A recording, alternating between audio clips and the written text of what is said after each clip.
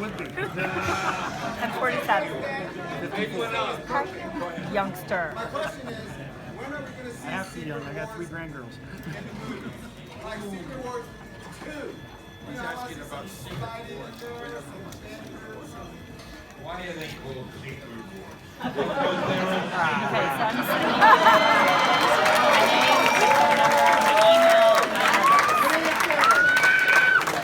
and you can tell your parents my brother's a lieutenant colonel in the military, so we're good people.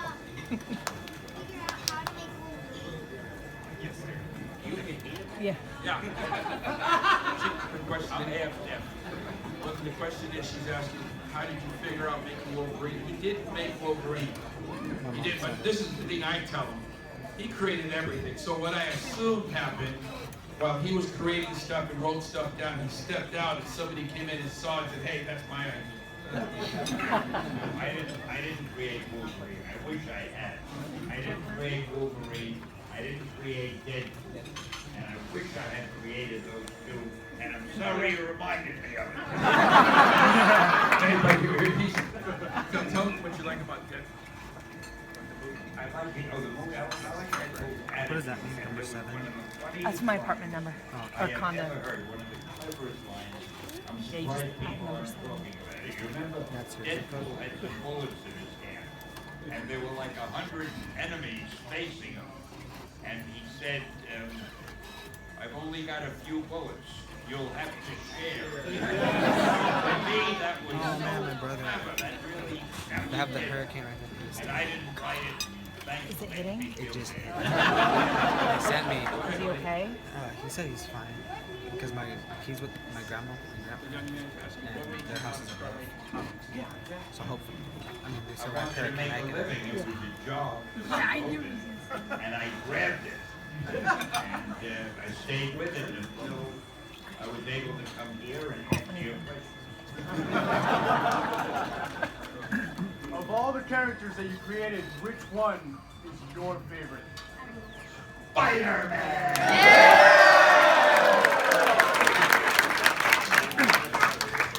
Now, if you guys look at it, it's a little thing because I've been with him 13 years, and I look at the comics, and honestly, I see a lot of him in it.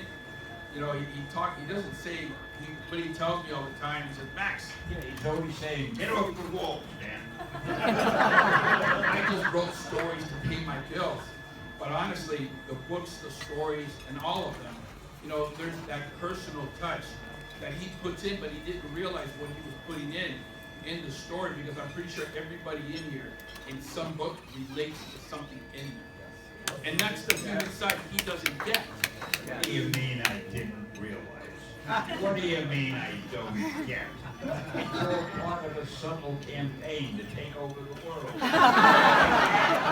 Well, speaking of that, poor Dr. Doom, everybody calls him a criminal. Now, all he wants to do is take over the world. Now, you may not have thought of it. You could go up to a policeman anywhere, and you could say, officer, I want to take over the world. He can't arrest you. It's not a crime to want to take over the world. So why is Dr. Doom supposed to be a villain? I wish you'd do something about that. Take a question over here. Go ahead, guy.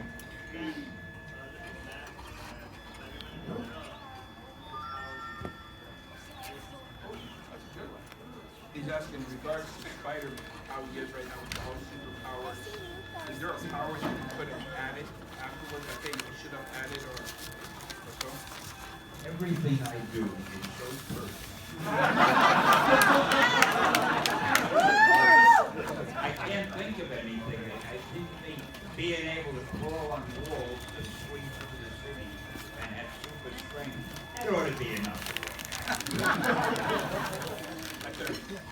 Yeah. What inspired you to come up with Spider-Man?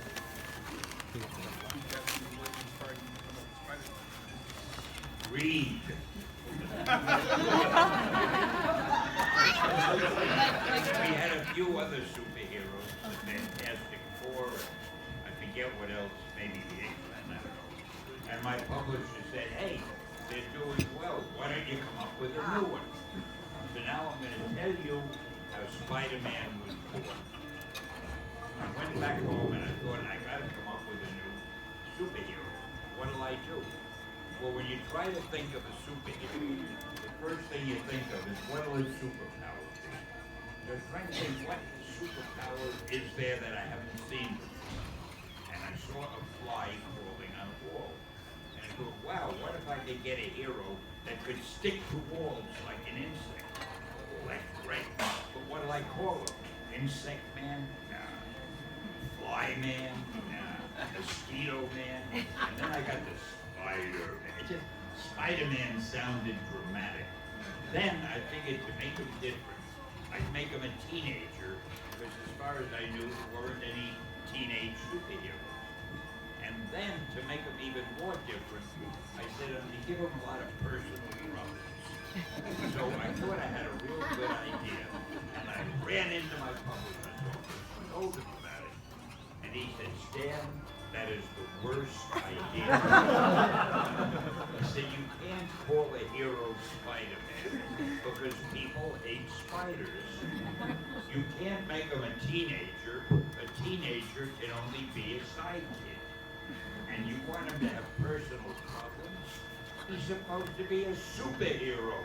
Don't you know anything about superheroes? Well, needless to say, I was not happy when I left the office.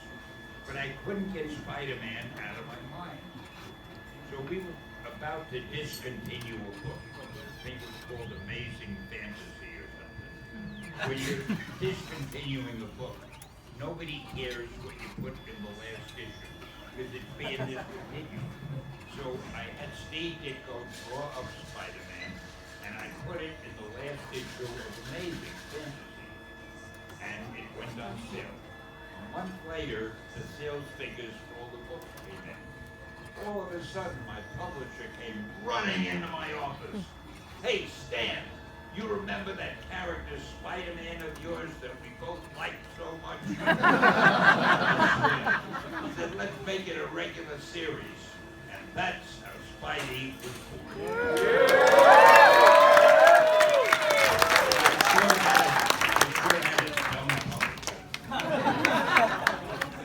Still enough for a couple of questions. Go ahead.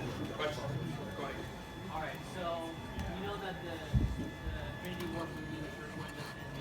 I know that I'm not sure to see a lot. Oh, wow, how does the exact number of soldiers now? I won't even ask him that. Stan, he wants you to give away some stuff about the new Infinity. I'm not allowed to do that. What if people want me to do things that will get me in trouble? Are you from DC? So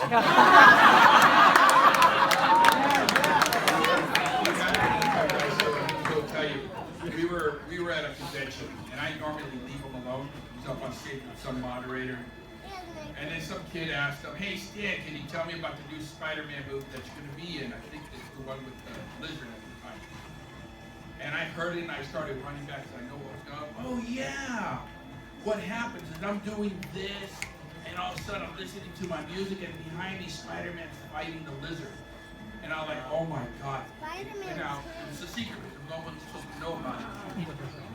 Probably 15 minutes later, which I knew there were spies there, my phone starts going off, shut him up, and it's Sony. And I said, shut him up, I didn't tell him that anymore. He got on the phone, don't tell me what to do. Gets back on stage and starts talking more about the lizard. Yeah, we're not allowed to. I'm not the easiest guy to get along. I have the crusade I'd like you to go on. Oh, which one?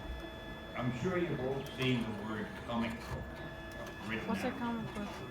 Most people write it as two words, comic book.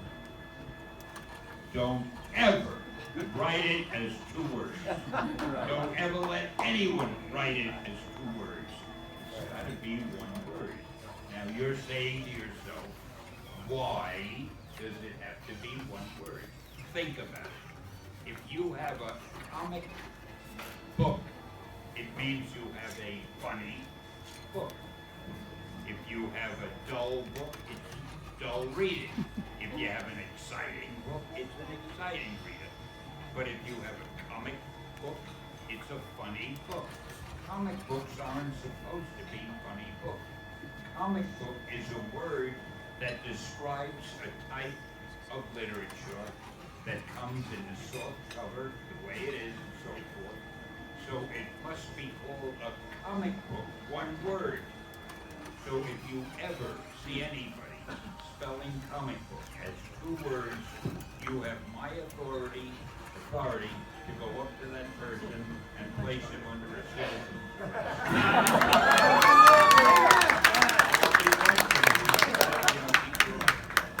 Come rescue me, I've run out of things to say. One more. Oh. Yeah, go ahead. So I was wondering, you mentioned about the cameos for the pops and everything, and I was wondering, are the cameos you checking up on your superheroes, or is that something that you just want to be in every single movie? Like the Stanley characters, the same Stanley characters, like checking up on superheroes? So what you're saying is you can watch it. Yes, you want to. We were saw the movie, right? Hey, you know what? I have a private conversation. All the Marvel. Are you the guy who's checking up on everybody? Yeah, of course. Yeah, of course. I check up on everything. I'm checking up on all of you. You'll get a report in a few days. Hey, but when we did that cameo, it's funny when I get there, I just like, I gotta take something. You see the museum, like I told you, it's an Easter egg. I go in there and they're like, Max, I'm like, yeah, whatever. So when they're filming, like, they're filming this dude right here, and that's me right there, and I'm like, yeah, everybody's focused on that spot. I'm back here doing my thing, I'll take this, I'll grab that. And so you'll see a lot of Easter eggs. But in regards to that cameo, nobody knew that cameo was gonna happen until James Gunn said it the day of. And the minute I found out what it was, I went, oh my God, this is gonna, because you know the studios have their, we have Fox and Sony and everybody, they don't wanna put the things together. When James did it, he just like, screw them, I'm gonna just get everybody together and acknowledge it. And if you hear, once they release I have no idea. no, about your cameo. I want the cameos about the, because every cameo that he does, there's other ones in there, and they just said, okay, we'll go with this one. So there's a lot in that cameo that was showed on screen. He mentioned that I went to go see I went to see Richard, and I dropped off his mail, and yada yada yada, and they were all in there, but they cut it down to so what you guys can hear is like 2 questions. Go ahead. Who's the best artist or writer that you've ever worked with? Well, I guess the best artist was probably Jack Kirby.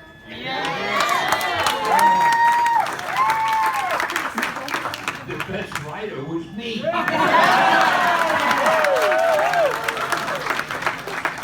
All the writers I worked with were good. I don't know who was the best. I wrote most of the stuff. So, I'm really my biggest fan. You've earned it. It's okay. You love it. So that's good. Let's take a lady right there. Well, now that we know your favorite creation, what's your least favorite? She's asking me what's your least favorite creation? Least favorite creation? Yeah. Diablo. I was doing a script with Kirby, and I had the whole thing worked out, but I couldn't figure out who the villain was. And I came up with the name Diablo, and Jack drew a real scary-looking guy. And I said, okay, that's it. But I forgot, I don't remember what his power was, what he did, what he wanted to do. All I know is we had a villain called Diablo. We put it in one of the books. I don't even remember what title. Fantastic Four. Fantastic Four. I guess it's so okay, nobody said anything related. But I don't, he's a villain I made up and I don't know who he is or what he is. I made up the name and the rest of it just fell right. Hey guys, we just got enough for 2 more questions. We'll take it from that little boy right there. Are you ever gonna make a movie like this about yourself? The question was, are you ever going to make a movie about yourself? Well, believe it or not, there are people talking about that, working on it. And who's that actor, Andy, with the Latin name? Antonio Banderas. Leo. Leo DiCaprio. He's been talking about maybe playing the role. I don't know if he's good looking enough.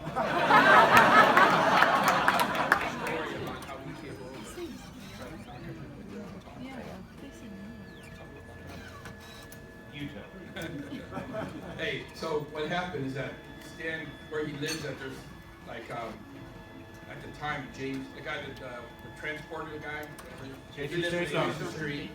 Like, at the end of the block, Dr. Dre lived there, and Leo lives like 2 houses over. So we're leaving one day, just going to the office, and all of a sudden I see this guy. He's running, I guess, doing this exercise, and I see him coming. I was like, what? Oh my God, fan, let me just go. He catches up to the car, he goes, Stan. And I'm just looking, oh my God, what do I do? I said, Max, let me talk to him. I said, all right. I roll down the window and I look and I go, holy shit, it's Leo. Stan, it's me, it's good to, and this is the part. Stan, I heard that you're interested in making a movie. Let me talk to you about it. I can play it. And I'm like, Stan's like, yeah, talk to my agent. And it was funny, it was like he's fanboying out. Yeah. And I'll tell you one more story. This is the best one of my favorite fanboys. I fanboy all the time. When I'm with them, I have my fun. Went to the Golden Globes, and it's in that book. If you guys look at it, that amazing, incredible thing, it's in that book. There's a photograph of Brad Pitt and Angelina Jolie. It actually happened. That's my photo, and they cartooned it. What happened is Stan's right there, and I go, okay, Stan, he's having his fun. Out on the corner, Steven Spielberg. That's hell yeah, no one's gonna stop me this time. So I'm walking over there, and I'm right like from here to this dude, about to say hi to Steven Spielberg. I had my Raiders of the Lost Ark. I'm gonna get it, I sneaked it in. And all of a sudden, some guy comes up and taps me on the shoulder, and he says, and I go, what the hell, security? And I look, Brad Pitt. And he goes, excuse me, are you with Mr. Lee? And I go, yeah. Hey, would he be okay if you said hi? I go, yeah, sure, come on. We walk over, yeah, Brad Pitt with me. Hey, Stan, Brad Pitt, Stan Lee. Brad, good to see you. And they're just talking. And right there, you see like a little kid in Brad Pitt. So tell me about Spider-Man.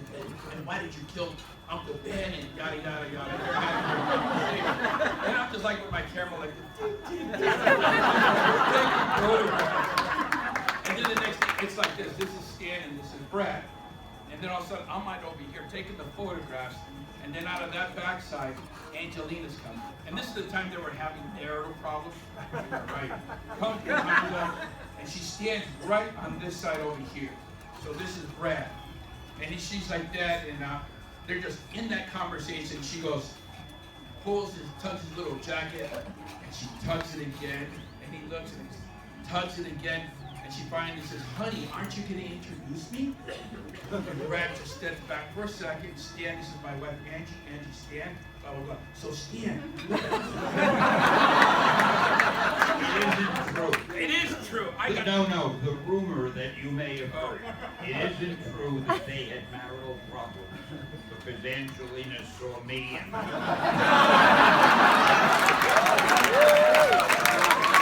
Honestly, that photo is the one. And a lot of those photos that you see, it's just spontaneous. The one with George Clooney going through CNN, and all of a sudden I go like that, and I go, oh, say George Clooney, hey, Mr. Clooney, hello. And then he says, hello. And then he goes, Max, who was it? I said, that's George Clooney. And he kind of, there's only one George. I know, yeah, that's it, George Clooney. Hey, George, how are you? He said, I didn't want to interrupt you. He said, well, can we take a photo real quick? Snap and start doing this. I mean, honestly, these celebrities, they're fanboys. Every last one of them. I'll tell you about one real nice guy, Steven Spielberg. Yep. I'm a name dropper. I like dropping. I was talking to him once, and he said, you know, Stan, you and I do pretty much the same thing, except my characters move. And I thought that was a nice thing to say. I appreciated that. Then he walked away to talk to people who were more important than me.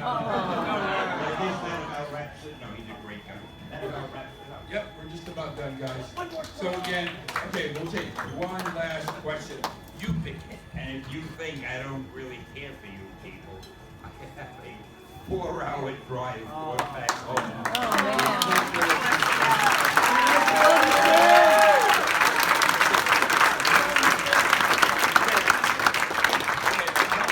The guy in the back right there, Negan. Alright, what is your favorite cameo out of all the movies you've done? He's asking, what is your favorite cameo? All the movies. Well, so far, I think the one in Thor where he's at the bar having a drink, and I'm next to him and I say, can I have some of that? No, this is too strong. It's starty and liquor. And I say, hey, I can handle it. Come on, I want a drink. And then he gives me a sip, and in the next scene they're carrying me out. Now, the reason it's my favorite, you may not have thought of this, it's the first one I've done that's 2 scenes. Now shooting for a 3 scene. The whole movie. Do you have any advice for the young generation here? Oh, they're asking one last question. What advice would you give to all these true believers? Right. Grow up! I don't know, just to me, the most important thing in the world, the most important philosophy or rule for living isn't something we all know, it's only 10 words. And it goes, do unto others as you have others do unto you. I think if you treat people the way you want to be